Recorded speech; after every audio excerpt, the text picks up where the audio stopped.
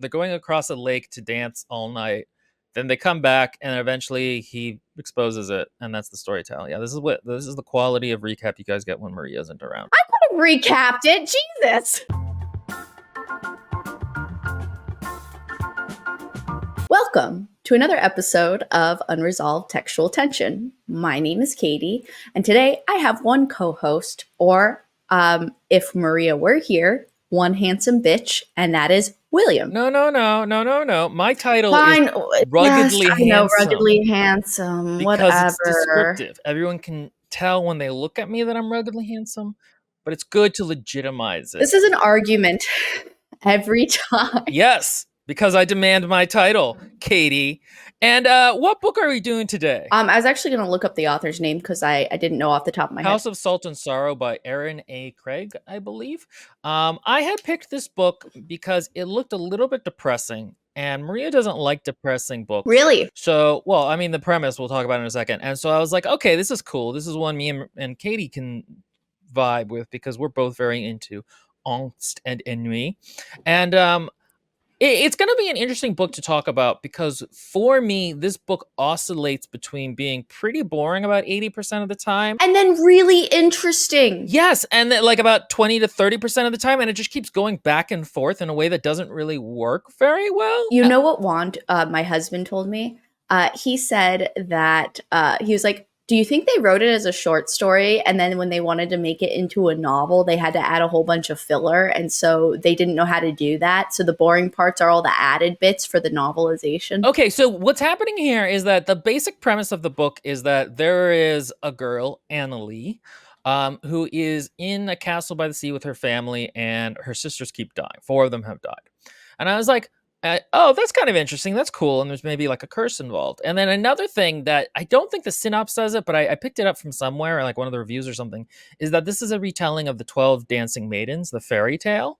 And it genuinely feels like those two ideas never mesh well. Like the first one kind of is like, we do that for a little bit. Then we have a side, she literally just stuffs in the middle like some Dancing 12 Maidens thing. And then the end kind of brings them together, but mostly feels more of the whole dead sisters curse thing. I just don't feel like, you know what's funny is that, so the theme of this novel is genuinely, if you have read or watched A Song of Ice and Fire. Katie wants to get drunk today. I might go do that though a little bit, but not right now. Imagine the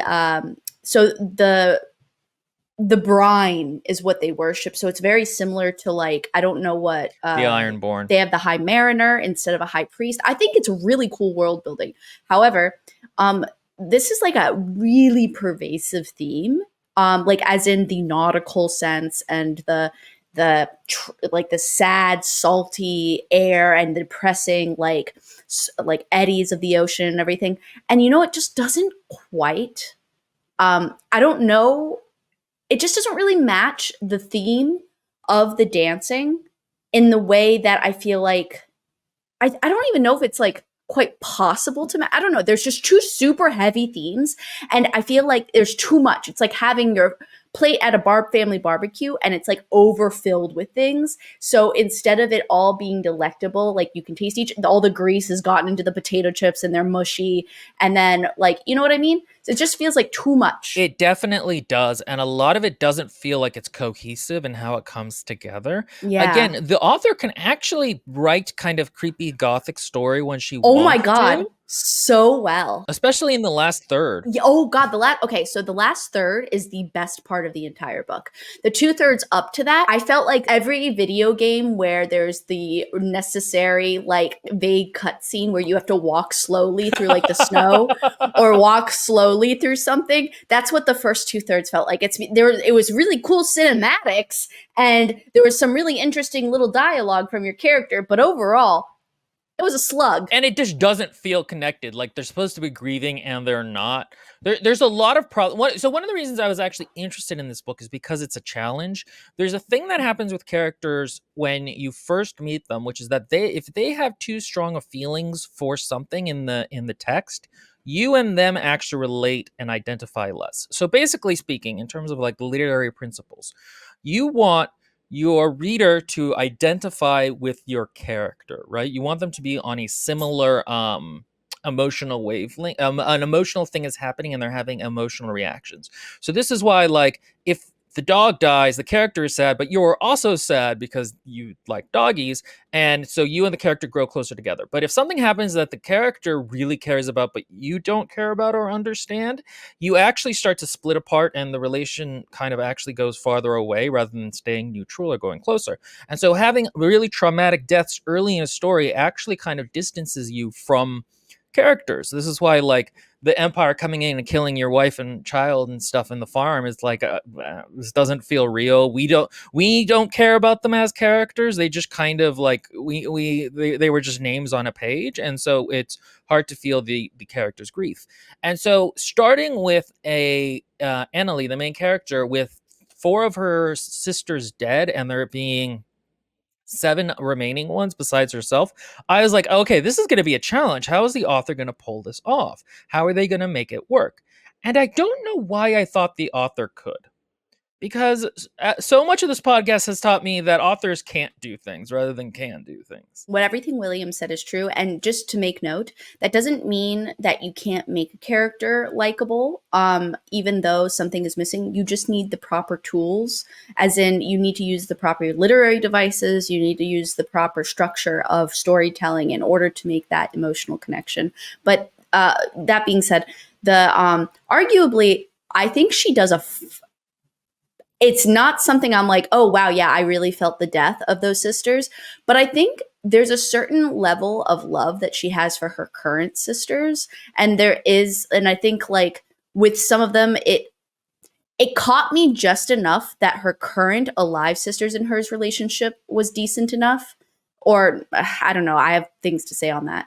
But anyway, but it's real enough to me that I can pantomime or imagine what those other relationships must have been like, at least for a little bit. I didn't find a problem with the death of the sister because I didn't really feel like I was supposed to be sad for the death of the sister. I definitely felt the deaths of the alive sisters at the beginning, later on when we have certain things happen and certain people die. And I think that's fine. I actually I thought all of that part of it was fine. It was fine. I thought that it could have been better. I think Oh, that 100%. But in the first third or whatever, it never really feels like she is grieving her sisters. And look, that is a complex and difficult emotional register to get to readers early in a story. So, like, later on, from this point forward, we're gonna have spoilers because we're gonna have to talk. There's a twist at the end that recontextualizes a lot of things. So just be aware we're gonna have to do that later. When the sisters that we've grown to know, they die, that has so much more of an impact than than her grief at the beginning, because she doesn't really have any grief at the beginning because we didn't know her sisters. Again, there's that idea of the reader and the character relating, the mental distance between the two of them. And so I felt like this could have definitely, at the beginning, the whole kind of numb grief feeling. She doesn't really feel like she's like that. She feels kind of disconnected from the situation. And so the other thing that I felt like was going to be a challenge, and then it just doesn't, the author just isn't good at it, was having a cast of 12 sisters. oh my God, what a challenge indeed. I think she did a pretty good job, honestly. I don't. There's better. There's better. I haven't read something recently where there were that many characters that were siblings. Or in fact, I can't remember the last time I read something where you had to portray a family like that, that's so large. But I actually think she did a pretty good job. I don't think that's the weakest or near the weakest aspect of this novel. I kind of disagree, especially because the major relationships later in the book are not sibling ones, and I think that is a real missed opportunity. I think she wanted to write 100%. That's a problem I have. The ending is bizarre. Yeah, no, okay, so it is bizarre to me. No. What was Camille? Camille is one of the sisters. We'll get into this later, but as a side note, one of her sisters' name is Camille, and she has like a love-hate relationship with her. It does not feel like they love each other. It does. I mean, to be fair, our main character, it does feel like she loves her, but it feels like so. only at the end did I feel that sibling love and a distance at the same time thing going on. So here's a question. How, here at the end of the book, which sisters? How many sisters do you remember? I remember all of them. Okay, which ones though? You don't necessarily need to know names, but what are their roles? Because there's 12. So there's Annalie, who is the main one. Wait. Yeah, Annalie, I can do this. Okay, so we have the Graces, which I really liked the name for, because their names are Verity, but I don't remember the other two because they didn't come up almost at all. Yeah, you can more or less remember them just kind of as a block. So these were triplets, or not?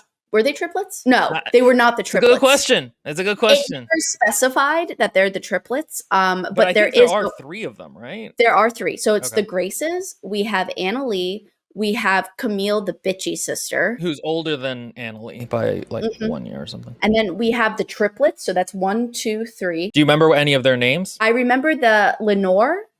I remember. I don't remember the other two's names, though I did at the time when I was reading. And then you have Eulalie, and then you have Elizabeth. And then we need 2 more. The only problem is I think it's the other dead sisters I don't know. So here's the problem. We never, Eulalie is the one who dies at the beginning of the book, and her we kind of get a personality for. Elizabeth was the crazy spinster vibe. She was described, specifically Elizabeth isn't lingered on because I think Annalie is supposed to feel uncomfortable thinking about her. It's because she was like touched. Oh, duh, Verity. Then you wait, Verity was part of it. Verity is one of the Graces, I think. Yeah. So the thing is that like it seems like it would be very difficult. So to get a feeling of all those of 12 characters who all have interpersonal relationships with each other, that is a really tall task. Like I'm Hispanic and I grew up within like a mile or 2 of all of my cousins. I have total I don't actually know anymore. I have no, really. Okay, so there's the oldest Z, B, P, A, who's a second cousin, but that counts. Then me, then J, B, O, R, S, S, 2 more. I don't remember their names now. And then 2 more, and then 2 more. So I have 22 cousins. Oh shit, I wasn't counting that whole time. I just did it on my hands. So stupid. Anyway, I think of them as like the core 12 that I grew up with within like 10 years of my age. So, and the thing is like it's complicated. Yeah, you do tend to break up into little groups. You all have relationships with each other. And so remembering all that as a social animal and a human is actually pretty easy in real life where you have time to remember all those things, but in a book introducing that many characters and the relationships is very difficult. But you know who can do this very effectively? Diana Wynne Jones. Okay, so no drinking. Okay, nice. No, Diana Wynne Jones. You didn't read it, but Dark Lord of Dirkholm has 6 siblings who all like you get a really good. You really understand them and their relationships to each other and how they function as a unit and if different parts of them are here or there. And the thing is, Diana Wynne Jones in all of her books, and again, I've read like 10 or 12, she always is about sibling relationships. We read Howl's Moving Castle a couple weeks ago, and like the sisters are like they're not even necessarily a massive part of the story, but like they're still there more than they would be in almost any other book because she just really cares, much more so than about romantic relationships. She always really cares about familial and sibling relationships. Erin A. Craig. How many books has she written? I want to see because honestly, within the context of someone who has only written maybe 5 books or less, this isn't a bad attempt at that relationship. I don't think it's bad. I think I've seen much worse. I think the problem is that that's the core of that should be the core of the story is the siblings, and it's not. And I think that's one of the premise decisions she makes that hurts when it. approached from there. Yes. I think that's one of the things is I think she didn't actually really want to write about 12 siblings. I think she's just what? I fucking knew it. I knew it. She wrote 5 books exactly. That makes sense. That checks like out. This just reads as someone who is experienced enough, but not yet skilled enough to tackle something that massive. With some people really specialize and have a gift for certain types of writing, whether it's portraying like super sad, depressing, poetic things, or whether it's more technical, or whether it's portrayal family because they were surrounded by family or whatever. And this like reads as someone who's really close to being really good at it, but probably needs to write at least 2 or 3 more things with large families to be good at it. Yes, and I think more than anything though, I think she wasn't interested. I don't think she was interested in writing about the sisters It and their was more of a relationship. romance. Yeah, and I hate that part of it. Not only because I don't think it's just I don't think it really matches the story, but also because structurally the problem is going in structurally. There's a lot of decisions she makes as the basic premise that hurt the novel as a whole that we'll talk about more as we go. But I think that's really her big problem. Now, one thing she can write really well that she should have played more to as a strength, Was creepy horror. gothic shit. Yeah, Oh my gosh, her horror, everyone. If she writes, if she's written in her other books, I don't know what her other books are about, but if there's no horror in them, she's missing her calling. It's because it was really well done. She knows how to build a creep factor. completely. Like she has some really creepy sequences towards the end of the book.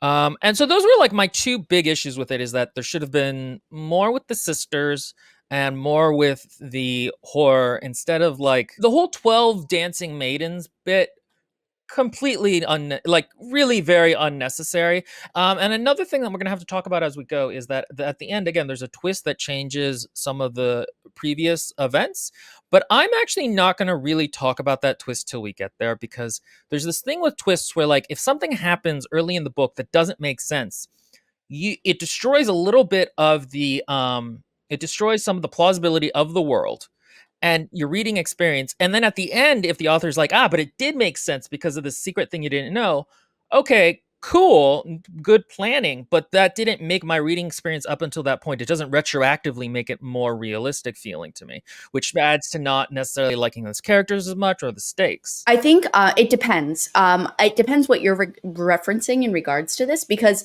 I think it can be done, but again, it depends on, I guess, the success of the execution. And I guess, but I don't know what you mean specifically by that. So let's get into it. But before that, Katie, do we have a Patreon? We do have a Patreon. You can get special perks. William, why don't you explain those perks? You get access to our Discord, which is a really good time. We have a lot of cool, sexy people there. Actually, we do have really good interaction on there. There's a lot of people that do a lot of things, and it's a very good community for writers to get feedback and sounding boards and just discuss life. On our next tier, we have the book club, which is one where you guys get to nominate different books.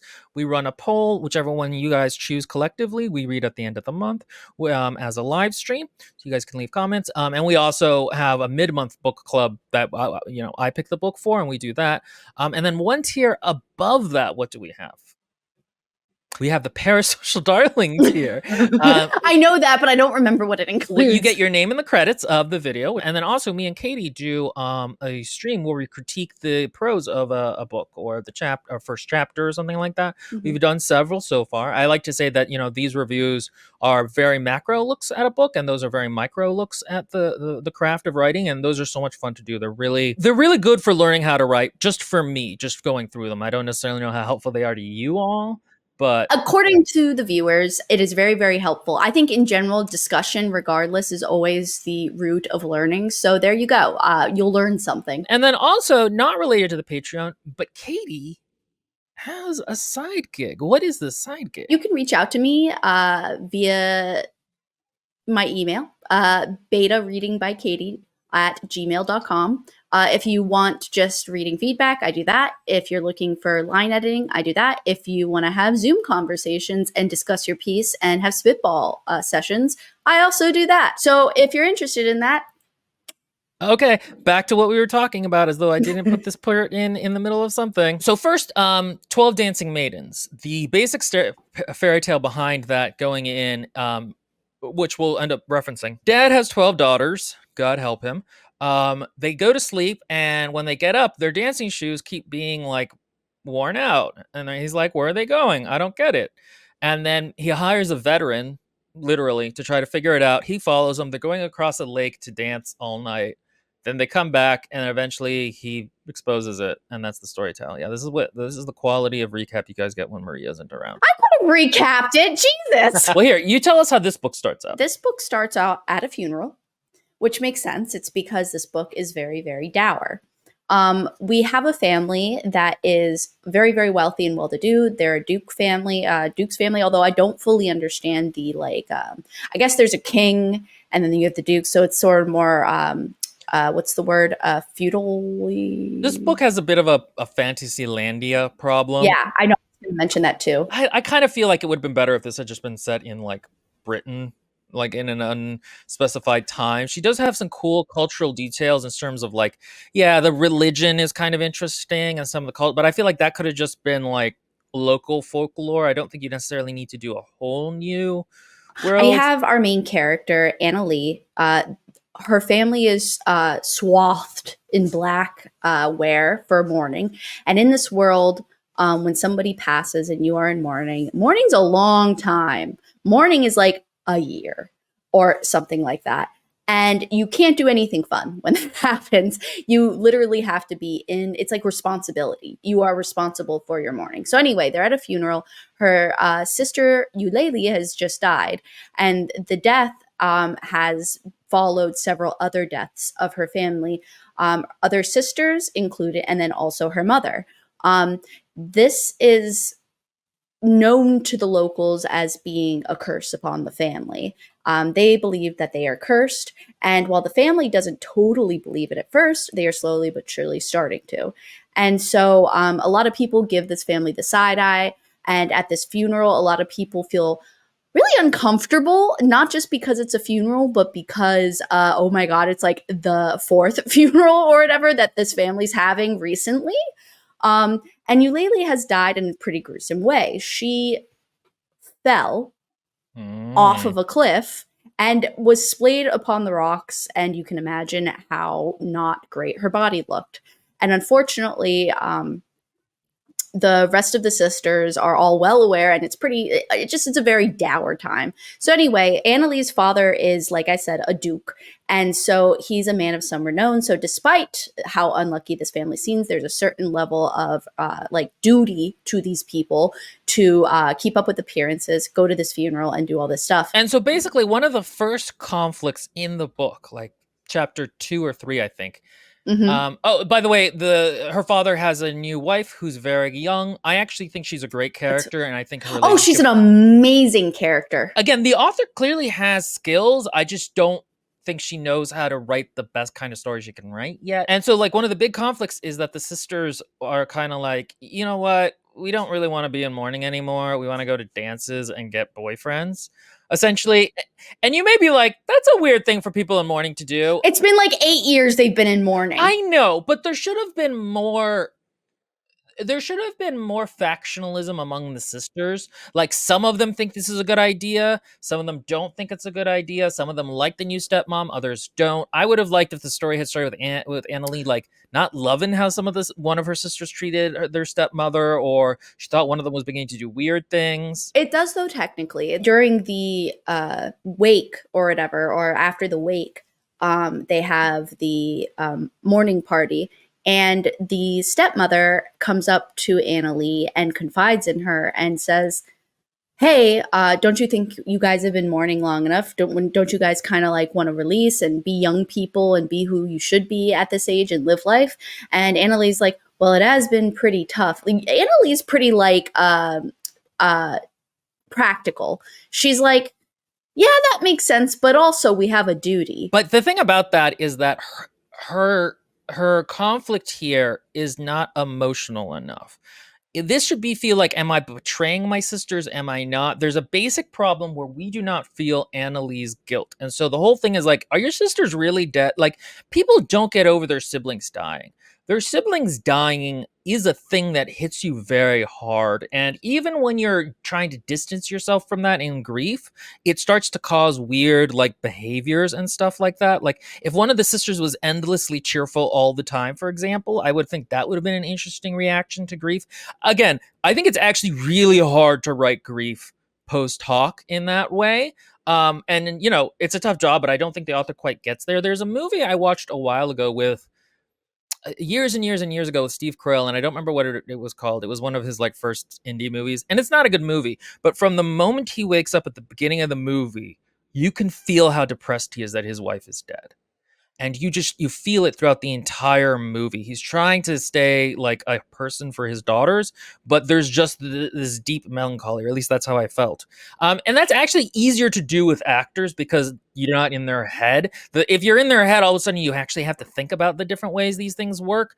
And I I was just going to don't. say the visual of the movie is though a strength for that. No, it's true. And also having an actor who's just very good, like Steve Carell, also is a massive bonus. But like, and so like I never got that from Annalie. And the problem is that because I never got that from Annalie, it caused again a cascade problem where all of a sudden I'm like, you don't seem to care that your sisters are dead. Again, there's no quite factionalism between the sisters, and if there is, I can't remember it because we just started the book and there's 7 sisters and I can't remember any of them. I genuinely cannot, when you have that large a cast to introduce that quickly, I think it's sort of an issue. To then also just have the father and then also the stepmother as well, bring those in. And so I didn't love this as the first thing they did because it feels like a thing that would cause a lot of strife in the family in a way that more than so than it does in the book, where it's like some like what is it? I think Camille is the one who wants to do this. Annalie is a little bit like, hey, this is kind of dumb.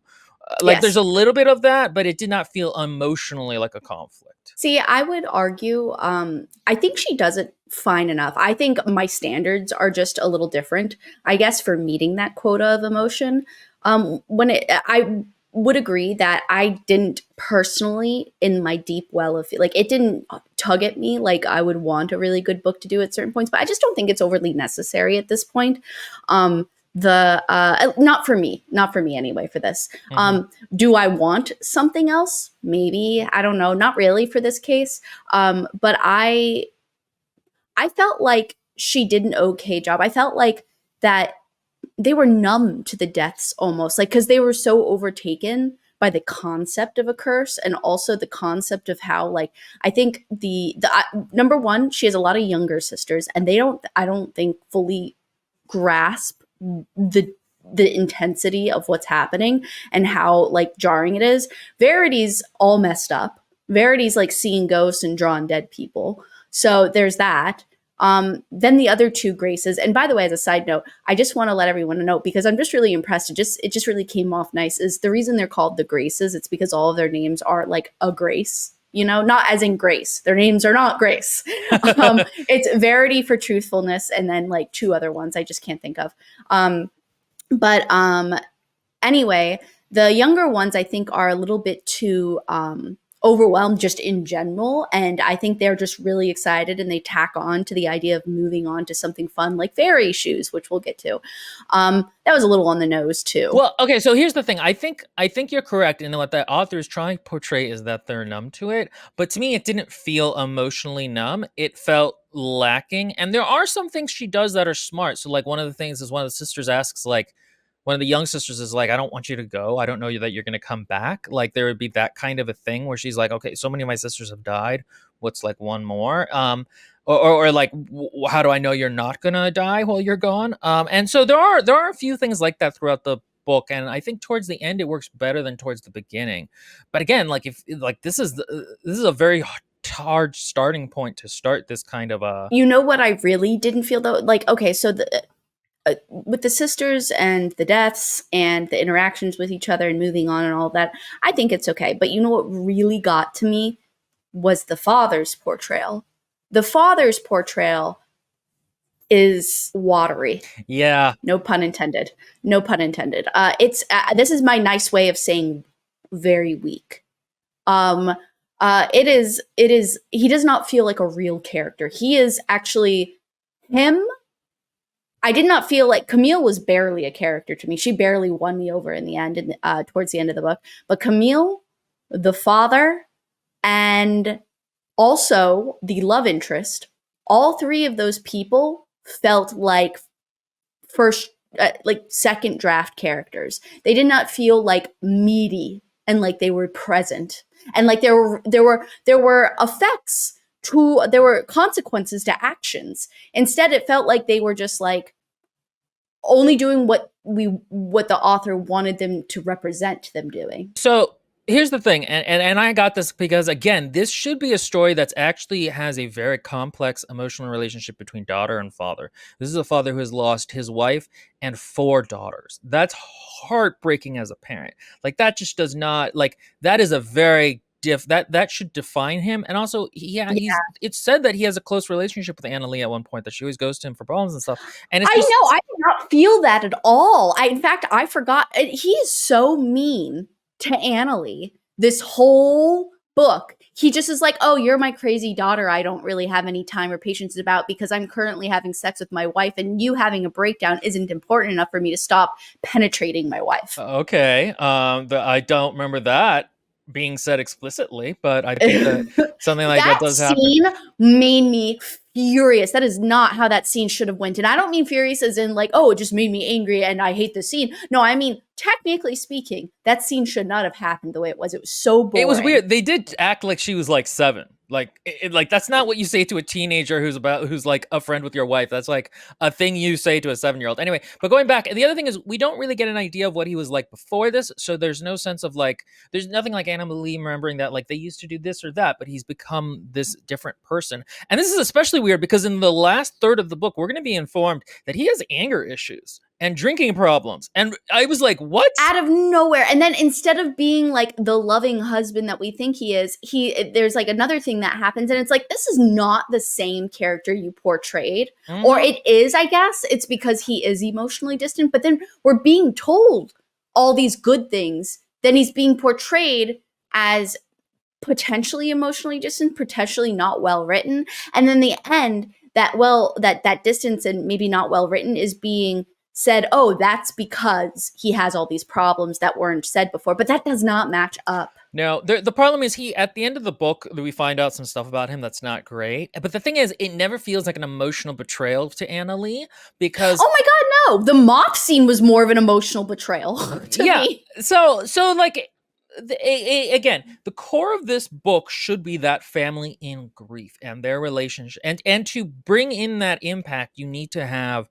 the relate. I just think it would be so much better if that those relationships were mapped out in a Diana Wynne Jones style. You have a map now that you can explore of emotional relationships, whereas right now it doesn't feel like that. It feels very perfunctory. One of the things Diana Wynne Jones does, and I remember just kind of as a tip on how to write characters is one of the things she does is that she gets that whole love and hate thing with siblings and family members, but she also has like a you just know them really well. So in that book, two of the oldest and the second oldest tend to get in fights, and everybody like has a collective sigh of relief when it looks like they're gonna fight, but then they don't because they know like, oh, we're gonna have to hide for a while if they fight, or this or that, or like they know, oh, I forget what her name is, but the main daughter, she's getting into a mood.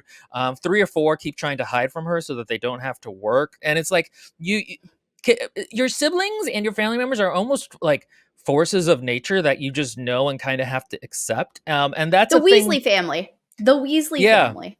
Like, Yeah. that's a great example of rich, rich characterization. Very much so. And I think that this doesn't nail that. Again, there's no real sense of That's particular. fair. Now that we've compared to other relationships, granted, I have not read Diana Wynne Jones, but now that I'm thinking about it, you're right. Considering what the author's two themes are in this, Mm-hmm. it feels like yes, like you're right. It should be more focused on the familiar relationships, and in that, therefore, since that is should would be a good focus for this, it is therefore weak in that respect. Yeah, but Considering it's not there, and it's again, it's a weird decision to make because the book is going to focus on a lot of lore bullshit later that has nothing to do with that core conflict, and then later the climax will have to do with that core conflict, but or not core conflict, but core relationships. But then also you're like, okay, but this doesn't really matter as much now because you didn't spend time on it.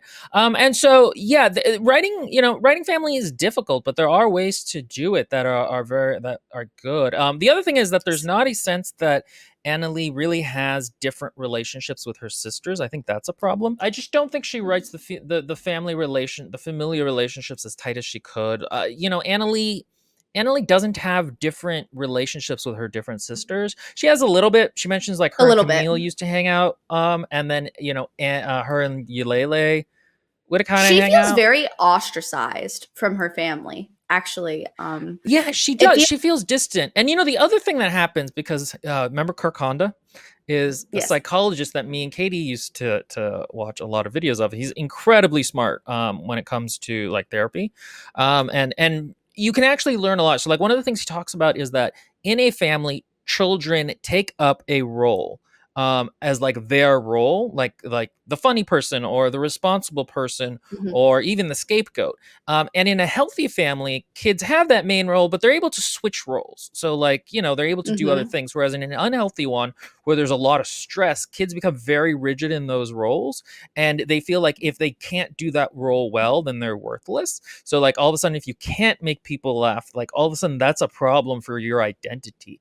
And That I'm felt like from Anna Lee. It felt like if Anna Lee wasn't serving the rest of her family in some way, then it was like.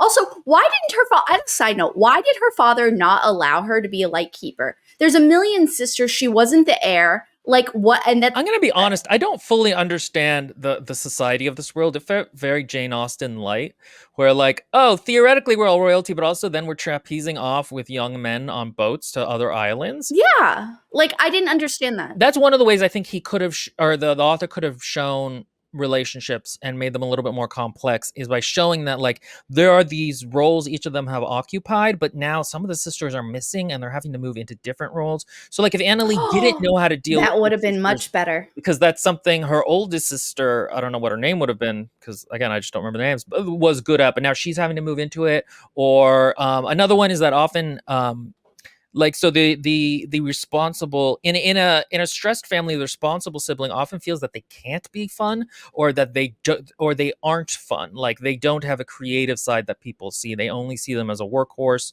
or that they are boring people. That's another way to add relationships and ways that complexity to the different relationships. And so, yeah, it would have been interesting if Annalie got along with some of her sisters better than others. Maybe there's one she always fights with, but then at the end they work together.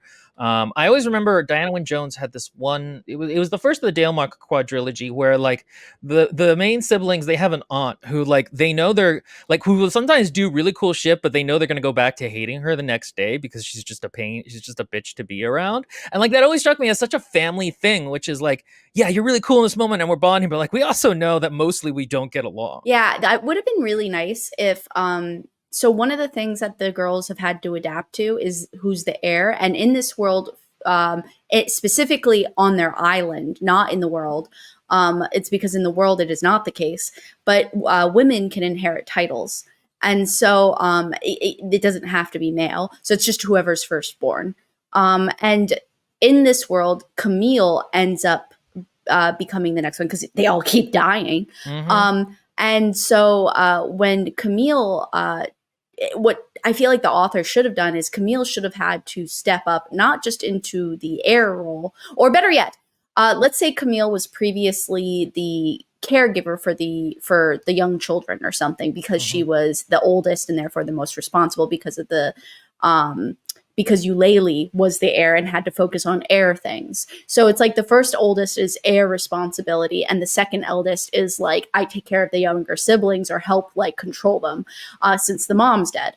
Well, what would have been nice is if when Eulalie dies, Camille has to be heir, and therefore Anna Lee has to be the caregiver, and she had not been before. And then Mm-hmm. this is a problem that she has to adapt to with all of her other sisters being in a mother role, whereas previously she had not been a mother to them. No, that's such a good point. There's so many ways to show like missing parts of the web. Like, I don't remember if Camille is the has always been the oldest or is oldest now that the others are dead. But there's the whole It's thing. the oldest that the others are dead, I think. I think Eulalie, I don't remember, but Elizabeth was like the oldest, I She think. never would have she would not have been raised to know how to run a castle. And the thing is, she takes being in charge of the castle or like gonna be able to inherit it very easily. But like, that's a common thing is like if the first and second son died, third son was not prepared to be king, that he would not have spent his life thinking he was going to. So he might lack certain skills. Or now that the oldest is dead, the oldest used to play peacemaker between everybody, and now there's no one really to do that. Resentments fester without any real resolution. Like the two Exactly. families have very specific dynamics, and this family should have far more of a specific dynamic than it is. I don't, I don't want you to suffer from alcohol poisoning, but There is a series of books that I'm fond of where, there's six main siblings in it, and they are all very distinct, and they all have very distinct relationships with each other, and they all have very distinct personalities. One of them is more of a girly girl, one of them is more of a tomboy. That creates issues. One of them is an illegitimate child, which causes massive issues. Like, there's different roles people can occupy, and so I just think that should have been, and the conflict that all these deaths have caused and the different ways that the sisters have reacted to the grief should have been the core conflict of the book. And then at the end, they're either destroyed by those conflicts, or they come together, or they're destroyed by the grief, or they're able to overcome them in those relationships. And that should, I think, have been the core of the book. But instead, let's get to the plot so we can explain what it is that the author focuses on. Oh, so they decide, like, hey, they're going to do parties now, but everyone's like, nobody's going to marry you. You guys have a curse. And they're like, if only we could go away to a far country to get bows. And then. But before that happens, one key piece, stepmama. Yes, stepmama.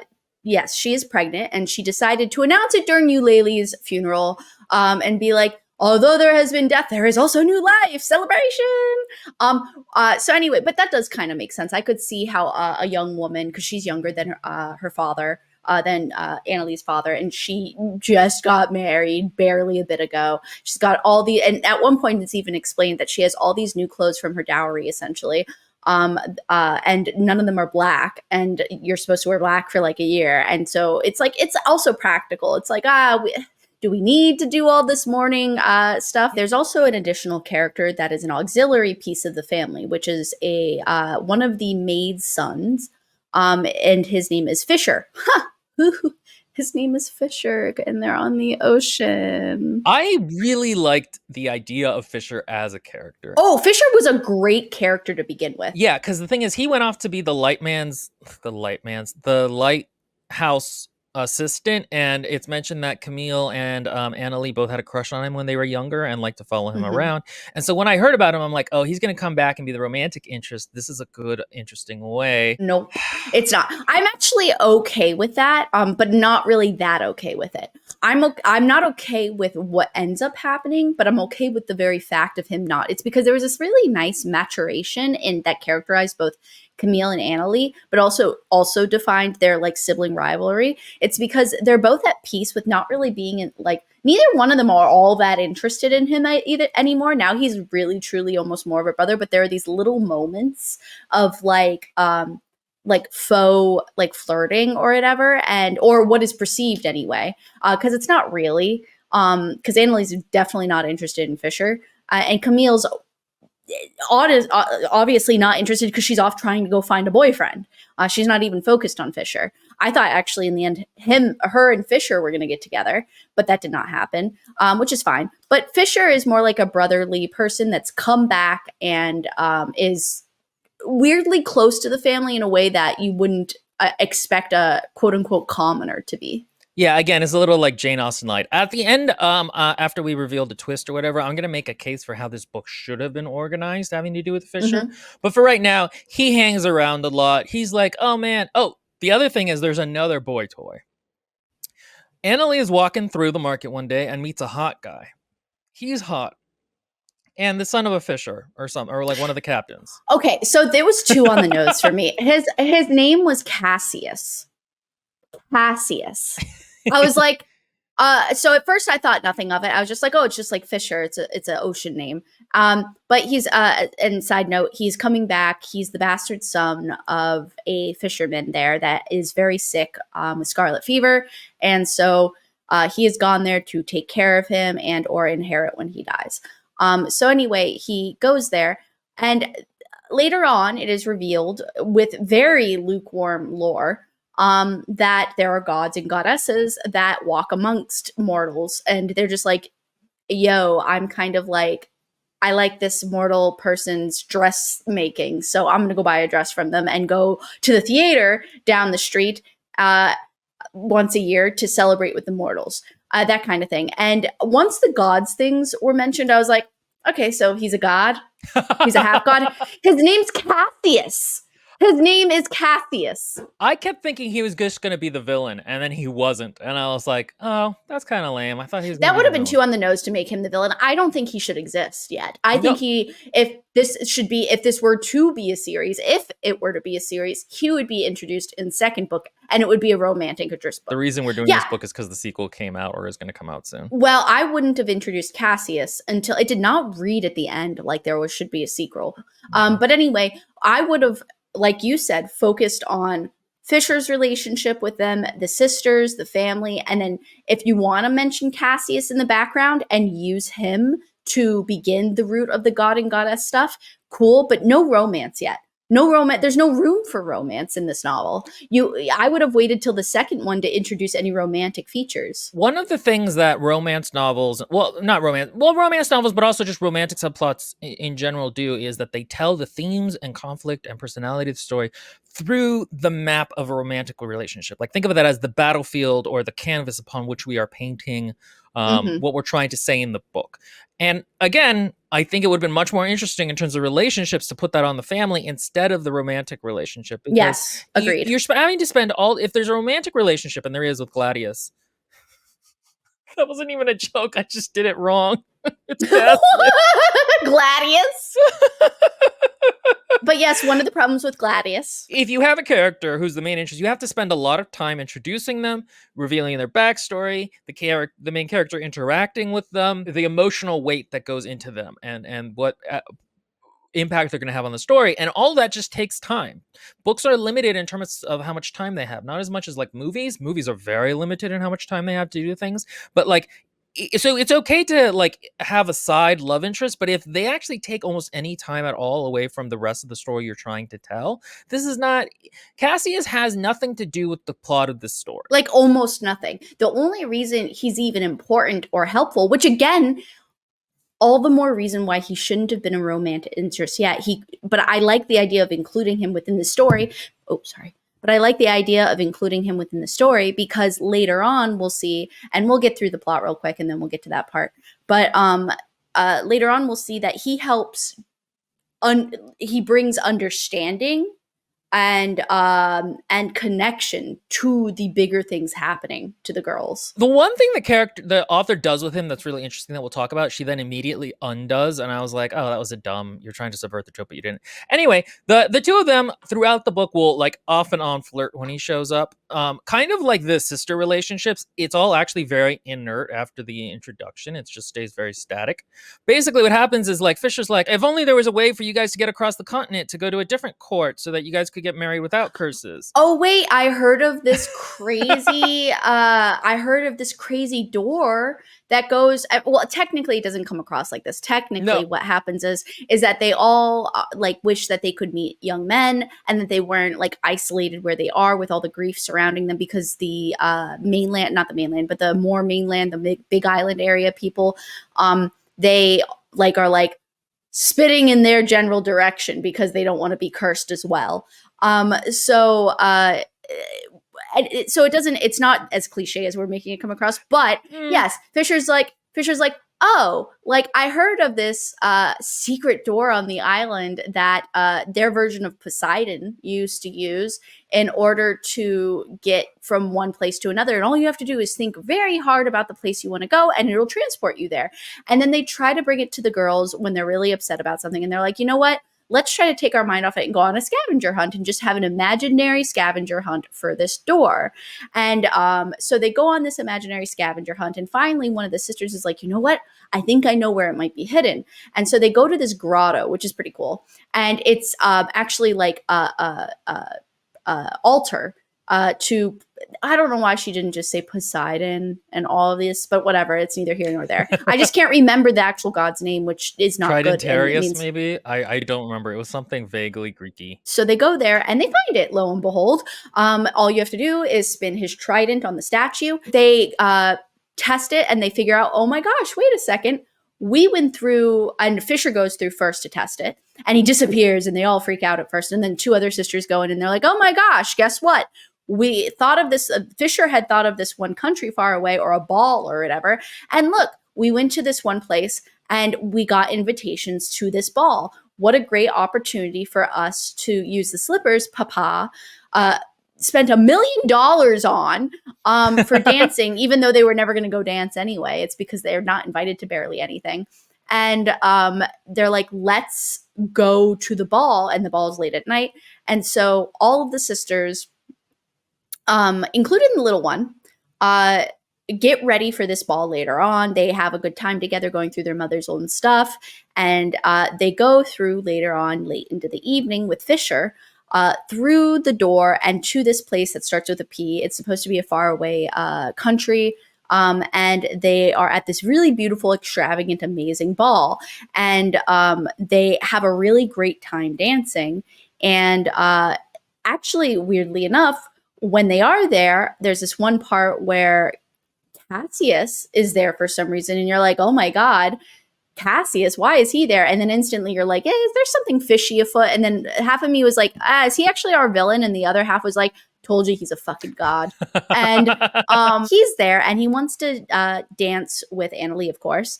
But Fisher's like, nah, brah. And he like, pushes him out. And he looks like weirdly like grinny happy about it, which is fair. That makes sense in the moment because we think and Fisher admits his undying love to Annalie. It's really embarrassing. Annalie does not feel the same. Fisher runs off like a little girl with a tail between his legs. And or that Mixed metaphor. Mixed metaphor there. Anyway, he runs off like super embarrassed, and then this weird dude comes up to Annalie, and he's like kind of like older and more debonair looking, and he's got this three-headed snake or whatever, like emblazoned or which again is a reference to I would make a reference to a certain series, but I don't want Katie to die. So I'm at 3 shots currently. I'll take them later. Okay, going onward. So the guy is like, oh, can I have this dance or whatever? I don't know. The voice the audio book person uses is really funny. But so she dances with him, and he kind of just seems like this creepy older, like vaguely older dude, but also very handsome and charming. And so anyway, they go back. They had a really great time, and they continue to do so for several nights. And slowly but surely, Annalie's like, wow, we're dancing way too much because they start sleeping until like 3 p.m. Mm-hmm. And they're like, first of all, how are they allowed to sleep to 3 p.m.? What kind of house is this? But I guess that makes sense because it's a single father that's busy working. I think if I remember correctly, the father is gone for the first part, so he's not even around. So the thing about it, and then this is the second third of the book, and it lasts way too long, and nothing really happens during it. This is the worst part of the entire book. They're just going on these dances, and the thing is, there's kind of an interesting idea that, like, because they have been so in grief, this is almost a manic thing for them. Yeah, I like it. It does come across. I didn't feel like it came across that way, really. I felt like you could not for Annalie, for the other sisters, yes. Again, it didn't really come across that way. I kind of figured that's what the author was doing because it would make sense. But again, that goes back to me just feeling more like their grief was informed than observed. Fair enough. In terms of being the reader. But mainly, nothing happens. Again, there's no real movement with any of the sisters or with Fisher or with Gladius. There's also this whole subplot about Euleille's beau, who she was going to escape with, seeing that she got pushed off the cliff, maybe by a shadow, and then he dies. But that's literally the extent of the subplot.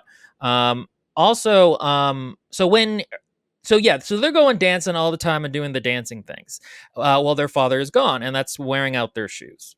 Cool. We've now kept that. The other thing to mention is there's no magic system in this world. This is just they're all very chill about magic happening, and like nobody else believes in magic. Magic is not normal. I think it's because it's associated with the gods, and they this world again. I think literally the weakest aspect of this entire novel, that overall is the like absolute weakest, is the world building. Mm-hmm. Unfortunately, the vibe of the scene is so strong and so good that it makes you forget about it for a while because it doesn't expand that much on it. But the god system and how they interact, and because they have oil lamps, and they have like a lighthouse and stuff like that with oil, and they have like sconces and stuff that they'll like turn down on and stuff. So it it seems like, we're in this Victorian, I guess, area. Is that right? I think again, it's a bit of a Fantasylandia, but more like Jane Austenlandia. That's just kind of a little bit vague. And unfortunately, I think if, amongst other things, if this was actually defined better, I think it would have just helped everything. No, I agree. And so eventually their father gets back and he's like, "What is with these shoes? Why are they getting worn out? But I'm also going to have a party now."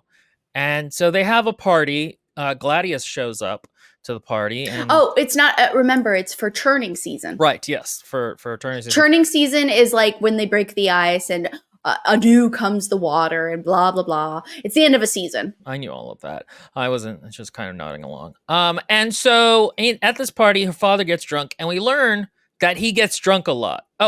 Sorry. Going back to my original point, the magic system, it's very weird because it's kind of like if something biblical all of a sudden happened, and you were just like, "Oh, I'm going to take this chance to go out to parties and have like EDM or EMD or whatever that drug is called." Like they're very chill about the fact that they can now do a magical thing. At this new party, their father gets drunk. We're told for the first time that he has drinking and anger problems, and that which has never come across. And even when it's introduced, it's funny. Like, it's not like what I don't mean haha funny, but it's almost haha funny the way she does it. It's because she's like, oh, like it literally says in the book, oh, actually, no, she's wrong. Her father does have drunken outbursts, as if she had forgotten that was a problem. And then she's like, and sometimes you just have to outlast them. And I'm like, is this supposed to be like a semi-abusive thought? Like, what? It's just such a weird thing to include so late in the book. But so he's getting drunk and being an asshole. And so he's like, everybody, look at my daughter's shoes.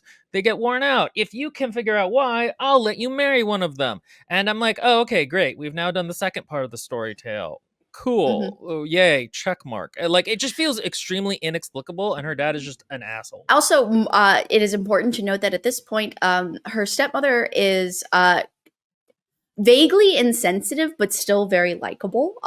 She's well characterized, and she is trying to connect with the kids. She's the one, in fact, that while it was selfish, we later learn, and we also knew it was selfish in general because she was happy and she wanted to not mourn while she was sharing the news of her pregnancy. She's also simultaneously like empathizing with the girls and trying to like vaguely get closer to them towards the beginning, but not much more beyond that. Besides that, she just disappears off screen the majority of the time, just like the father. But she's having a difficult pregnancy and she has twin boys and she is really, really hurting. And during this freaking party, the father's like, I'll throw you out too, or something like that to her at some point. And I'm like, oh my God, what a jerk. Oh, something we forgot to mention from the first part. Her sisters are haunting her Lenore, one of the sisters. Yeah. And it's actually fairly creepy. They're haunting Verity. Oh, was it Verity's the Verity? one that's Verity, the youngest, is the one with the sketchbook that draws everyone dead. And she's the one that keeps mentioning, yeah, Eulalie's over there and she's been talking to me and she's still in her bedroom and all of this stuff. Yeah, and then Annalie at a certain point can see them, and she has a dream about being strangled by an octopus that she thought was real, and like it's like okay, it's a ghost story, and then this whole ghost thing of like. And the mystery of Eulalie dying. So something we didn't mention is like, so in the first third, you're built up with okay, there are ghosts, and Eulalie was probably murdered. And then all of that goes on hold while they're going to these dances. There's no like interweaving of. Yeah, it feels like two separate stories almost. And one thing to note, and I don't think she does this successfully, but I just realized how unsuccessful it was while you were speaking, is that so there's like a subplot happening here, and the ghosts, there are these little baby hints, but like not enough for it to make it consistent enough to make it a subplot. For example, Annalise sees the ghost of Eulalie, and she's like, "Who killed you? Tell me." And Eulalie's like, "You." And so you're like, "Whoa, what is that? What does that mean?" What's that And then about? there's like some other stuff, but not like anything at all. Like literally, so like in fact, I say other stuff. I don't remember any of the clues that Annalie is involved with anything like this, but this is going to come up later. That's why I wanted to mention it. So continue, Will. But yeah, so those feel like two just totally different. Like there's gothic horror going on a little bit, and then there's the dancing thing. The gods too, and there's like, or not the Greek gods, but their version of like Greek gods essentially. They're discount Roman gods is what I thought of them in my head, and you're learning about the lore of them a little bit, and you're like, okay. And there's a magical gateway, but basically, and nothing really ever happens with the suitors trying to figure out who got the shoe. I would have liked if something had actually happened with that because that's a big part of the original story. It with such a large focus that it gets for a hot minute. It's very ineffectual at any point in the story. So the next big thing that happens is that actually one evening, the triplets, there's something bad happens with them. Lenore is found. I don't remember if it's in the middle of the night or in the morning. It doesn't matter though. I think it's the morning. But Anna Lee finds Lenore by herself in her bedroom with a branch in her hair. But the other two triplets are missing. And Lenore is just like screaming unconsolable. She's like, they're gone, they're gone, they're gone. I know it's because they're a part of me. They're gone. And they go out searching, like the whole castle thing, the whole like estate is looking for the girls everywhere. And they end up finding the bodies in the woods, and they were actually like just laying side by side, otherwise untouched, look as if they could be living. They just literally were frozen to death.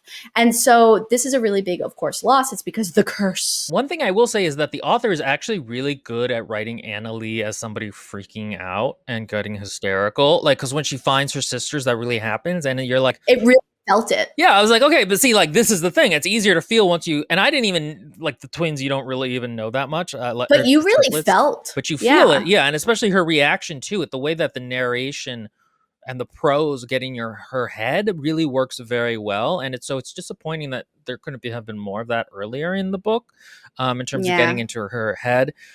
She does this with Gladius, which at this point has He like, means Cassius, if everyone's forgotten. again, I don't know names. But basically at their funeral, Fisher's like, "Hey, have you noticed that Gladius is around a weird amount?" And like, He's the one that found the bodies with you. It's because you were with him, and he like, don't you think maybe he might have had something to do with the death? So it's a little red herring. And you think for a hot minute that Cassius has something to do with stuff, which would make sense. He was at that one ball at mhm. towards the beginning, inexplicably across like several countries. So it's like, how did he get Yeah, there? how did he get And there? then That was my thought as well. And then there's a super, and so what happens is Annalise starts sleeping in the same bed as Lenore to take care of her, and Lenore is basically just like almost catatonic. She's just not reacting to anything. And then there is like a really great scene where the scene, Gothic yeah, horror the comes best scene. roaring back. It's a very good scene where she starts following Lenore and then realizes throughout the manor, and then realizes it's not Lenore. The She way see she realizes it though is so good. She's in the plant room, whatever it's called. The what's it called? The Arboretum. No, it's something else. Anyway, the solarium. There we go. Or whatever that is. And so she's in there and she sees like Will said, Lenore walking around. It's kind of creepy. And so she gets in there and she looks up because she sees a light on in a room, and it's Lenore's room. And Lenore's there in the window. And she looks and she sees the two other parts of the triplets, and they both point to Lenore, and it's like inferred that they're going to go after her or something. And so Anna Lee freaks out, as understandably. And she also sees a ton of like black moths and stuff. And so, not that that ever is a theme that really goes into anything. It's so creepy because like all of a sudden moths start landing everywhere and on her. And I think the Yeah. reason that this is creepy is like it's a creepy visual, but it's also because in her head, and she starts getting like confused. She like the actual so this is we haven't mentioned, but it's in first person, but the way that the pros work through her thoughts is very like, so she mentions at one point she's beating the door, and she beat the door until her hands were raw, and then she started doing something else. There's like this very sort of like, I'm not focusing on how horrible this is, I'm just I'm going mentioning through it in shock. passing. Yeah, exactly, because I'm in shock. And so anytime one of these sequences happens, it's written very nicely. Again, I wish this had actually been a Gothic horror instead of a shoehorned in love romance and the 12 dancing maidens. Yeah. And so at this point, again, a bunch of moths just land all around the room, and it's creepy. But then when she gets people to come back to look at it, they're not there anymore. And it's like, That happens earlier on. That's the really crappy scene between her and her father, where she thinks she's talking to Verity, and it's not actually Verity. oh, That's was it? there. It's just no. But in the solarium, what happens is that Cassius finds her at the glass door, and then Cassius like, "Why didn't you just open the door? It was unlocked." And she was like, "Well, I thought I was locked in. Like, and he was like, well, why did you beat yourself raw? And then she was like, she just like can't really get it out. And so he's like, let me show you my magical hot bits. No, no, no, no, no, no, no. What happens is that she's like, "You killed them. You killed them Oh, all. that is You, true. you That is true. bastard." I And he's missed that like, part. "No, I didn't." And she's like, and then he turns to walk away. And she's like, "Wait, somebody is guilty. Just walk away." And he's like, "Okay, come to where the stars are with me." And then he's like, "Okay, teleport."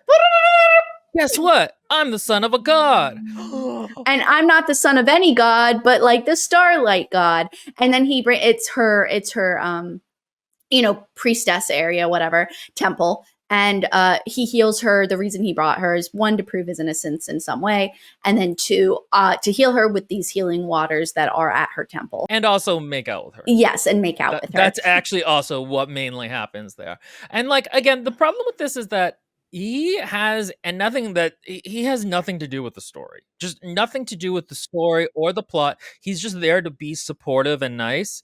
And Well, like, that's not true. He's loosely connected to the main plot line. he has to do with the lore, but he literally can, outside of revealing what happens, like outside of revealing a little bit of the twist, he actually has no role. He could just be cut from the story, and the story would be Yeah. basically the same. Oh my god, he could be completely cut. He barely exists as it is. So they jump back to her house, and then at that point, they find out that a ship crashed because the lighthouse wasn't on, and they're like, "Okay, let's jump to the What lighthouse." And they jump to go see what's going on there. It's because it's like Fisher's mentor should be there, and they're longtime friends as well, like family friends, because he's been there forever too, the lighthouse keeper. And so they get there, and the lighthouse keeper is dead in his bed, and they're like, "Oh, that's sad." And they go up and they light the thing, and they find whose body but Fisher's. And not just, I liked that. I loved that. I was not expecting that. you know what it is? I was expecting at this point to be a villain because like it just seemed like that, economy of characters. And like, but he isn't just dead. He's been dead for a while now. He's rotted through. Rotting and like then he like a marionette and like grossly like cracks She's into good place. at describing it too. It's creepy. Like that's the thing is like, and again, I'm not scared in the way that like when the lights turn off, you think you see velociraptors moving in the shadows, aka what happened to me as a child when I watched Jurassic Park. Thanks, Mom. It's like it's creepy though. You're like, oh wow, this is creepy. And what we find out is basically because then all of a sudden like a dark lady shows up who's been around in the background. A dark lady explodes from his viscera and his bones shatter and go everywhere. Her childhood friend who she had a crush on and loved to pieces as a friend just got exploded. From his rotting corpse exploded all over her. Corpse explosion, aka Diablo 2. And we find out that this is Cosmira, who's the god of nightmares and madness. And so basically what had happened is, what she reveals is somebody made a deal. Aunt to Gladius. So we find out is somebody made a deal. Some human made a deal with a trickster god guy, who was the guy who she kept meeting, who was creepy and had the 3 dragons. Again, from a series that doesn't need to be mentioned.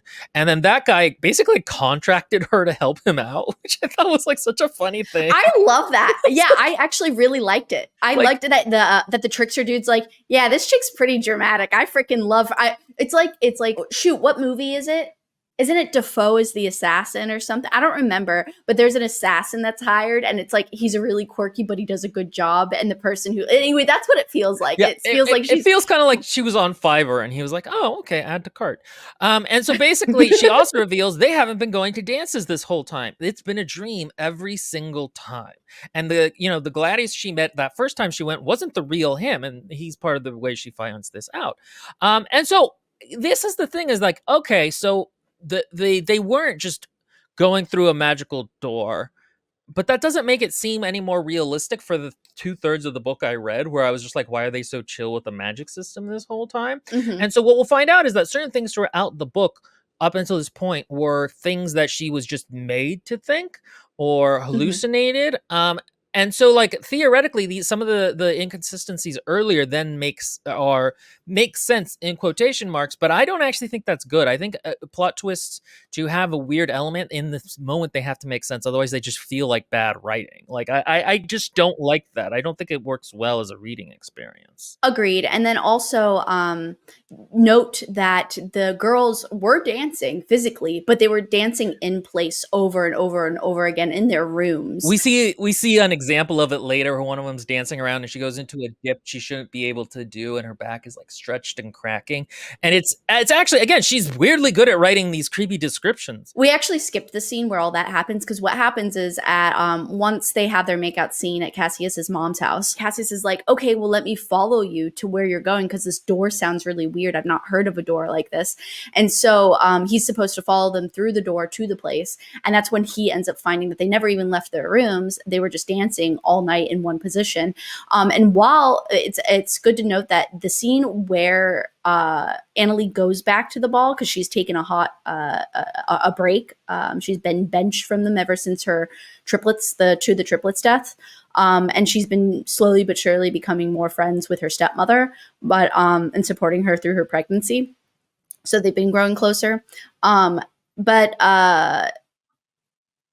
Cassius was supposed to follow them to this ball. She never ends up seeing Cassius. Instead, we have this really great, horrific, gory sequence that's really, really wonderful. And it makes her seem crazy too. It's because she keeps thinking she sees these gory things. And then she'll blink and rub her eyes, and then it's just back to normal. So you're like, oh, okay, so this is like an illusion or something. But then you also are wondering, to what extent is the illusion? Like, is she like, why is she the only one seeing this stuff? One of the things I didn't like is when they were out in his makeout grotto, he talks about how like, oh no, your sister's spirits are happy. I've met them. Like, that's how I know I liked you beforehand. I stalked you basically by talking to your sisters. So all of the apparitions she sees of her sisters as bloody corpses, aren't actually her sister's vengeful spirits. And I didn't like that. It felt I creepier didn't when like they were that. like twisted and turned against her. Like that to me Yeah. seemed very interesting and juicy, and it's not in the text. I really was saddened by that. It's because that was actually one of the more horrific things, is that her family in death turned on her for seemingly no reason. Yeah, and I didn't like that. I thought that was kind of stupid. And so basically she comes back now and she needs to stop everyone from like okay, there's something about some of them are going to die or something. Cosmira or whatever, she's like, you're next on my list, Missy. But before her, I think I'm going to go ahead and make you suffer a bit. And I'm going to go take a visit to little Verity's room. And so she's like, oh my God, Verity's in trouble. And so she and Cassius go, and this is one of my most biggest freaking gripes with what happens at the end. But anyway, she goes back and she's going to warn her father and everyone else what's truly happening, that there's a trickster god that's actually somebody made a deal with to kill their family. And she believes she knows who it is, which is this one guy that's friends with her father. It doesn't matter. It's not that important. And so she goes back and she starts talking. And all of a sudden, she's like, Cassius saw everything. And they're like, who's Cassius? Oh. And then they're like, Fisher's been dead for months. We went to his funeral. We don't know what you're talking about, Fisher being here. And then they're like, Annalie, all these things that you think are happening don't exist. And also, what did you do to Verity? And they instantly start accusing her of like hurting her younger sister. You're the last person who saw the twins, and you're also the last person who saw Ayla, whatever her older sister is called. And Eulalie. like, so they actually like start going after her. And the thing is, I do like how this is written because you I get do like too. the real horror of like Annalie realizing she can't trust her own perception. She doesn't know what's going on. For a little bit, I was like, oh shit, did she kill her sister? I know. Wouldn't that have been a sick ass twist though? If she actually were the one that killed them? Okay, and I actually really like the twist of Gladius having not existed this whole time. It makes her all of a sudden feel lonely and vulnerable and truly mad in a way that like it twists the genre expectation of the love interest into no, that warm presence feeling, you did not have it this whole time. You are alone in this house. You have no one on your side. Exactly. And it also would have explained like why he has all this dumb half god shit going on, because it's like, no, he's made up. They literally just made up your Prince Charming. I really, really like. There's so many different things you could have done with that. Like maybe Cassius does actually exist, but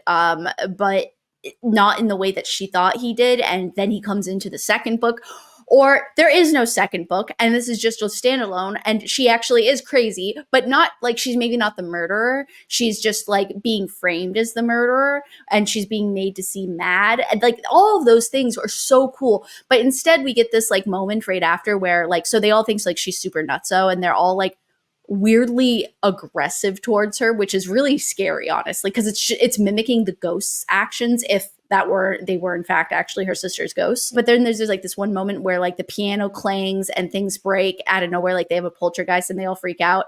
And he writes into the dust, "I exist," which is like Oh, I whatever. hate it. I hate it. Also, by the way, I think that for this role, that should have been Fisher. Like it would have Oh my god, yes. like you just again, Gladius is not, and none of who he is needed in this. If Fisher took his role and all of his actions up until this point, that is even more poignant because they were childhood friends, and she never really saw him again, and like that would have been like such a twist of a knife in a gut. I think the problem is honestly, I think that the author fell in love with the character of Hot Boy, and so she like kept him in the book despite it not being for the best of the book. He just doesn't really feel real either. He doesn't really have much of a personality other than nice guy. So it's really frustrating. It's because he just doesn't, he has no flavor. Whereas Fisher, they had like an argument. There was like a little bit of, he still wasn't like that stellar Fisher of a is character, but connected to the family, and he's connected to the exactly. stakes of the family, and he is actually sort of liminally family because he's the son of the maid lady. So I'll talk about him in a minute too. But what happens is that then, and again, this scene is actually really good. I actually really like it. I again, this Yeah, whole it's a great scene. I felt horror in my gut. I was like, oh my God, is this going to be like a tragedious ending? yeah, Like where she's actually crazy? like did she actually kill her sisters? She's going crazy. She's holding I a would have knife. loved if she actually killed her sisters, honestly. I mean, that would not have been what the author wanted from this book, but I personally, like, it was done so well in that scene that I really felt it. I would have loved that too, but it's not. It's not. And again, I think the author liked the character too much to just dispassionate be like, "Oh no, she did it. This horrible thing happened."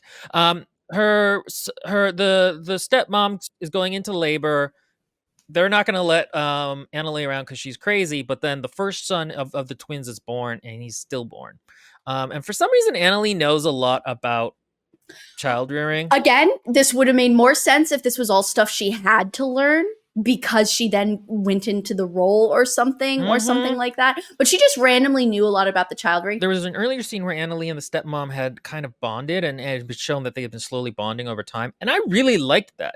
It It's was great. pointed out that the stepmother, again, who is actually quite a good character, is like she's lonely here. She doesn't have any friends, and none of the daughters like her, and so she was really happy to make a friend in Annalie. And so, oh yeah, she goes in. She's trying to help the stepmom. Camilla is there. The dad has to leave because something happens, and then what we Oh, find out, lightning hits the fourth floor right? and there's a fire in the house. So well, that happens a little bit in a later, but the father also goes out to take the dead son someplace. I don't remember, or some. No, not the dead. I don't remember, but he leaves the room. And so all of a sudden, the stepmom says something, and Annalie is like, "Oh, that flower you mentioned, that didn't grow up where you said you grew up." And she's like, Long story short, the stepmom had said she's from one place, but the she has a flower in resin or whatever, and she's talking because she's delirious and she thinks she's gonna die. Because she's bleeding out, and the second baby is giving her trouble, and there's like some weird shit happening, and her belly's like weirdly taut and all this stuff, and she in her delirium says something about the flowers, and the flowers really only grow in a different location than what she originally said she grew up in. So then they both Camille and or Camille or whatever, and her are like, "You're contradicting yourself, milady," and she's like, "Oh, you caught me in the lie." And then, Annalie figures out what happened because of where the stepmom was born is in association with the trickster god. and so then the stepmom starts basically just monologuing, and I actually think this is fine. Like I usually Technically, she does not monologue. She is interrogated. But she basically gives up the whole thing, and it actually kind of makes sense here because she thinks she's gonna die, and also with who she is, she's not like a scheming villain. She's just kind of scared and alone a lot of the time. And we find out that she had showed up when that she killed. She'd shown up as a nursemaid when their original mother was being sick, and then she killed her with hemlock because she wanted their She husband. wanted power and position. And she also was in love. She was in love with the husband. And she also kind of thought the mom might die on her own. So it's painted as like a not a good thing, but like also not just a kind of thing. Let me help you find peace. Yeah, and then she was gonna get married to the father, but like The father's a super big dick. yeah, and he apparently was just kind of like cheating, and then started going out with like another lady. And then when she confronted him about him, he hit her and said, "I'm never gonna marry you, you dumb poor bitch." And basically, and you're like, Yeah. okay, what? Who is this character? I get that, like Yeah. a father having dark secrets, but it's the thing is. It's not a thing where like we kind of realized he was a dick, even though through Annalie's perception, she perceives him as good. It's just literally like all of a sudden we're released all this information about how he's a dick. And also Annalie doesn't have an emotional reaction to finding out that her father is such a dick. No, not at all. There's no contemplation over it at all from here on outwards. And again, this is something where having a stronger familial relationship defined would have made the emotional stakes so much higher for her father having betrayed who she, or, you know, her father not being who she thought she was, or having to come to grips with his downsides. That's one of the things I didn't mention in the earlier scenes, but when her sisters turn on her thinking she murdered their other sisters, that would be such a more powerful scene if the author had done what we talked about in terms of building the sibling relationships. Because right now, Yeah. it's like, it especially with the father, you just don't feel it. You're just like, oh, okay, he's a different character than the one you portrayed him as on screen. Cool, men suck. And so basically, we find out that she made a deal with the trickster god to have sons. To have a son. Right. She wanted a son. And the description, guys. Oh, this part is great. This part is so good. This whole rest of the scene. So good. It is so good. There's this. She describes it as, and so I made the deal with the trickster god, and in exchange, this is the way she describes it. She goes, Annalie goes, you know, I don't care about you. Whatever. I'm staying here for my brother. And she goes, no, it's not your brother. How do you think I sealed the deal with the trickster god? And then out of her comes a bat creature that kind of like pulls its way out of her. And but like, the way it's described with the, she's like, and so I went to your father and with my wish complete, like he fell to his knees for me and I let them both ravish me. It was so creepy and gross. And you're like, oh shit, when did this get so satanic? And then again, the creature, like it comes out and it's like, and it chews through its umbilical cord, and it's like, holy shit. Because the thing is, earlier in the book, it had been really creepily described the twins moving under the skin and kind of like writhing. And I remember thinking, I'm like, oh, this is creepy. Like, I like when pregnancy is portrayed as monstrous because it is. And so, like, I was like, this is fucking hardcore. This is like a heavy metal band cover. The trickster god walks in like Michael Jackson, and he's just like with a cane. And he's just like, and he's like, I've come to collect my son. Yeah, and she's like, but you promised that I would have it. And he's like, yeah, but you didn't specify that the son had to be alive, you idiot. And she's like, and like, she's like, okay, I'm dying, so I'm gonna renege on our offer. You can't have the daughters as payment. Yeah, because she feels bad for it, which makes sense for her character, especially with her relationship with Annalie. And so she's like, fine, and then he's like, okay, and then. It's so cool how it's described, how like Annalie was like disturbed because in the first few seconds of the trickster god descending upon her in this like creature form as a shadowy thing, like the first few seconds were screams of ecstasy, then followed by gurgles of horror. This whole scene is so like exorcist, demonic, satanic. It's great. And so at that point, because that's the way to renege on the deal, is that she has to give her life. The problem with this is that Annalie is a passive character in this. The big decision of this book, the climax of the book, actually has nothing to do with Annalie, her relationships, or her conflict. It's all the stepmothers. And again, it kind of works because the stepmother is, again, a well-sketched character, and you do like what's going on with her. But it actually does. Annalie is the main character. She should have some kind of impact on the climax, and she doesn't. It's, you know, and so it's not even like she is able to make a deal with the devil to get her to that costs the stepmother's life to save their own or something. And she sees in the stepmother's eyes that it's okay, even as she's dying or light fading, something like that. It's not really that way at all. She literally is just sitting there watching. And then the Satan god is like, you guys want to make some deals? And they're like, you idiot, we just watched you renege on your deal. And he's like, you guys are smarter though, right? And they're like, be gone. But you know what would have been cool? It's because there's a brief moment where Camille's like, we can bring back all of our family that's died. We can make a deal with them. I kind of wish, because Camille this whole time has been painted as very like she's processing the grief differently from a lot of people. She's not more actively mourning her sisters. She seems to like there's a couple of moments where like Annalie questions whether or not she truly cares for them and stuff. And then I would have like it would have been madness, but it would have also been kind of cool. I don't know if I would have preferred it, but it would have been cool if Camilla had actually, in a frantic like attempt to get her sisters back, made an instant deal with him before Annalie could stop her or something, and then like something horrific happened in that moment, and then Annalie be involved in that moment. Or even like Camille basically like gives up the stepmother's life. She's like, "No, take her, give me my sisters back." Like this kind of like really harsh decision. But yeah, it's that would have been like a really cool horror thing instead of him just showing up, them watching, him being like, "Hey," them being like, "Be gone, thought," and then that's the scene. And like literally that's the scene. It's again, it's a problem where the climax is not driven by the character's actions, they're just passive. Basically, the house burns down. Cassius runs out. He had Verity. He saved Verity. And He's saved her real. from the fire. He burned to death. He died. Epilogue. He's actually alive. The end. Yeah, it's That's so literally it. funny. That's There's, literally the there's it. also some stuff with turtles as symbolism. We didn't mention it, but I do need to mention earlier one of the scenes in the dance when it was turning into a nightmare. She saw a slaughtered great turtle, and she thinks and she feels like this tragedy, and she gets closer and she thinks it's alive because its head's moving, and it is its eyes open and a writhing carpet Maggots of pop out. maggots fall out, and it was like, oh, that was one of the points where I was like, man, this author can actually do creepy imagery really well, and like it has an impact more so than just a thing you're seeing. And yeah, he's alive. So then they make out on the beach, and she's gonna live in a lighthouse. I really wanted him to be fake. Like if you had to change one thing, keep that he was fake. Yeah, honestly, I feel like now granted, that's a different book than what she's going for.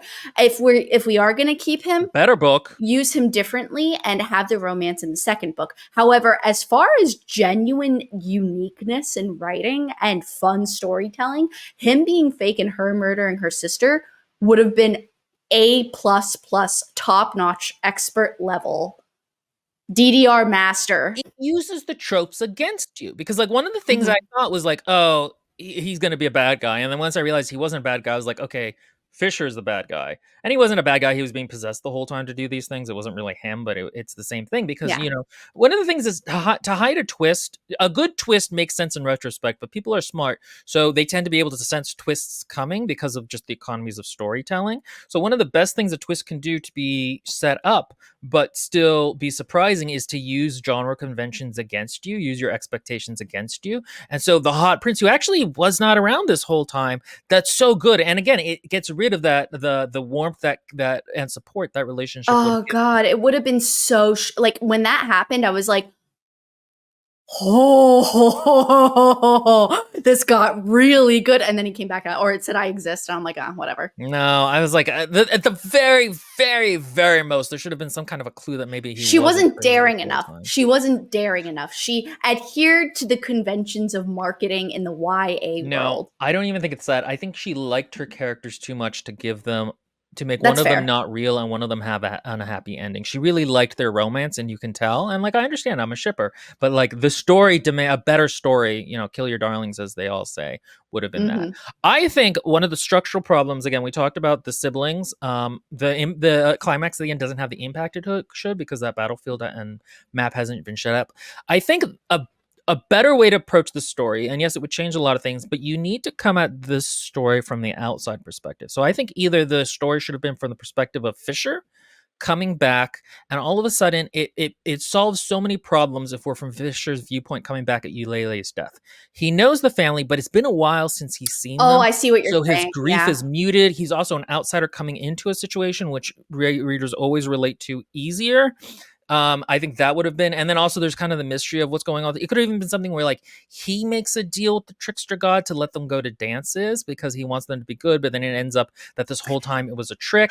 If you want to have I more don't like that conflict idea there, though, because I'm so in love with the idea of her being the killer in the end. And having that, Yeah. I just like that whole confusion, the author being so skilled at creating that fugue state of confusion between what's real and not is so good that I just like I can't help but not let go of my wish for that. No, I get that. I think that's a very strong one. I think another way you could have approached the story is actually from the viewpoint of the stepmother. I think that also would have been, again, it changes a lot of the story and you don't get that twist, but I think that would have been good. I think, again, if I was to approach this, I would have thought, oh, how do I have the fish out of water come into the story? One of the problems I had with, I watched Women a couple years ago and I thought it was really stupid and bad, the movie. Well, not really super bad. I just didn't think it worked very well. And I always thought that a better perspective would have been of the boy who's becomes like semi brothers and then dates like one of them. And I understand why a great work of feminist literature can't be from the viewpoint of the male character. But in terms of the economy, it makes a lot more sense to be person going in. And also because the thing is, like, Fisher could have had different relationships with different sisters. He could have just not known the young ones at all. So you don't really need to introduce them too much. And you can just infer that the sisters have these relationships. Better yet, screw Fisher. Annalee went to the lighthouse. Annalee's been away from her sisters. Annalee comes back home from her apprenticeship and goes through this and hasn't seen her sisters in a while, and they've grown up without her. Maybe she's a lot older. Conflict all of a sudden, yeah. The same thing happens. She finds Fisher's body, he's dead, explodes, all that stuff. She's actually the killer or something like that, and she's been made to madness, and she actually killed Silas, the lighthouse person who she was very fond of. And like all this, like that also could have been maybe an interesting take on it. No, I think that's actually a really good point. That's also a really good way of doing it, because then everything makes sense that it feels a little distant. Again, you want the reader and the character to be on the same page emotionally. Obviously, Yeah. you can do things with this later. That's how an author like the one that I really like that I won't mention because that would be shot number 4 for Katie. Like, he gets you on the same page, and then you start he starts changing it, and you can see that the characters value different things than you do, but you also understand why they value those things. But you kind of have to start on the same page a little bit. And so I think those would have just been better. Again, if you have to change one thing, just have Glad, like, do less of the God technobabble, do less of the whole. The Again, weakest aspect of the whole piece was the gods. weakest aspect is the gods. The second weakest is the dancing, because it feels so weird that they have a magic door and nobody cares. And so I think if you could clean up those two aspects, I actually kind of like now the twist that he really just wasn't real and that she really did kill her sisters but was being controlled to do it or something like that. I think And then she has to overcome that whole, and then the whole climax is actually, like maybe the reason for all this is because she made a deal to bring back her sisters in the past, and she doesn't even remember that she made that deal. And that's why her sisters are so angry, because they actually didn't come back as real people. They came back as ghosts. yeah, they didn't come back right. Yes, and they've been twisted. Oh, that And would have so been cool not only too. does she and so not only does she not have the memory of making that deal, and maybe she made that deal because she was at the lighthouse and alone, and maybe Silas the innkeeper actually died ages ago. She became very lonely and was stuck on the island and couldn't leave it for some reason because the boat was messed up. She makes a deal with the god, not only for escape but also to be reunited with her entire Yes. family. The family comes back from and then this is all just like essentially an Oh, illusion. that's such a good idea. Yeah, or like she had like crashed somewhere and couldn't get back or something like that, where she just wants to be with her family again. Or she accidentally like crashed on a different like island, and on that island is this old god's like temple, sea god's temple, and it's actually having to do with the brine, and it's like it's a sea serpent god, a trickster god thing. Or maybe like she had pissed off her father so much he wouldn't let her leave the lighthouse, but only now that 3 of his daughters are dead is he willing to bring her back. And that's Yeah. the method that the trickster god gave her to get her back. No, I think that's actually really that would have been such a good twist. Like I said, the nugget of this is so valuable. I'm sad that there's too many YA cliches. Yeah, I mean, I think that really is the problem with this book, is that and the funny thing is she has strengths that are not YA. And the YA is actually the weakest part of her writing. So Mm-hmm. I would have, yeah, no, I think all those are great ideas. Yeah, so that's the book. I think if you're into like I think a lot of people would still kind of like this book as long as you go in not expecting it to really be gothic horror until the last third, and you're okay. The thing is, okay. Here's the thing. There's no compelling reason to ship Cassius and Annalee. Cassius is a bag of rocks. Annalie is not. She's okay as a protagonist, but she's not an interesting character. So the core relationship, there's no reason to really ship the two of them. And you're like, okay. You also think he's a villain for like half the book. So there's no real reason to read it. It looks like the sequel is called what is it called, House of Roots and Ruin, and it's actually about Verity from her viewpoint. And so I do think that's a good idea not to have a sequel directly about. Yeah, it didn't feel like there was supposed to be at the end. So I was shocked when you said there was a sequel. I was like, how she like kind of rushed the ending with them to be together again for a happy ending. I wasn't expecting a sequel. Yeah, that's the book. Any last thoughts? No, I think we covered the majority. So if you guys have any thoughts though on things, please leave a comment. Tell us what you think of the book if you've read it. If you have anything to comment on in regards to things we've talked about, please discuss. I think this is actually a really good book to discuss because there's so many good, but also so many shortcomings. It's a very flawed book, and I think yeah, that leads to good discussion. And then also, let us know if you've read the sequel. Bye, people. Goodbye.